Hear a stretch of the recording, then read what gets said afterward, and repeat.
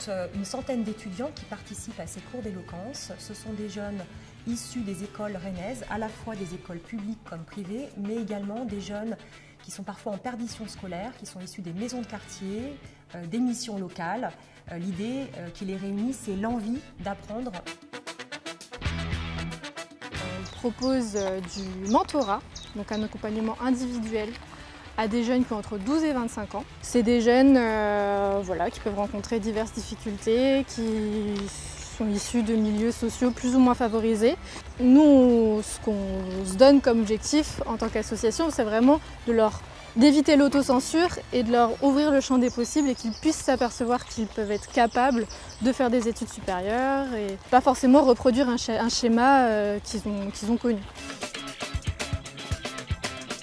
TESEA est une association, loi 1901, et qui est une entreprise à but d'emploi, ce qu'on appelle une EBE, et qui permet effectivement d'embaucher des personnes privées d'emploi depuis longtemps, sur un territoire qui est le territoire de Piperec-Saint-Ganton. Donc TESEA est née en 2017, elle a créé aujourd'hui 154 CDI, et nous sommes aujourd'hui 60 salariés à TESEA.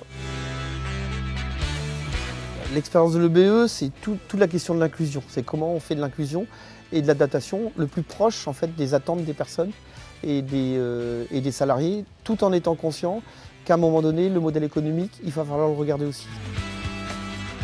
Ils sont dans l'attente d'une économie plus solidaire, de plus d'entraide, de plus d'action, d'engagement et également de soutien au niveau des différents réseaux et qu'on puisse justement leur donner la parole pour qu'ils puissent exprimer leur vision pour un meilleur avenir. Ce que je peux voir, c'est des gens qui sont un peu plus heureux, qui ont le sourire, qu'on croise régulièrement dans la vie, dans la commune, qui sont en capacité d'échanger avec d'autres. Ça se tutoie, ça se serre la main, ce qui n'était pas le cas avant. On ne dit plus des anciens chômeurs, on dit des salariés.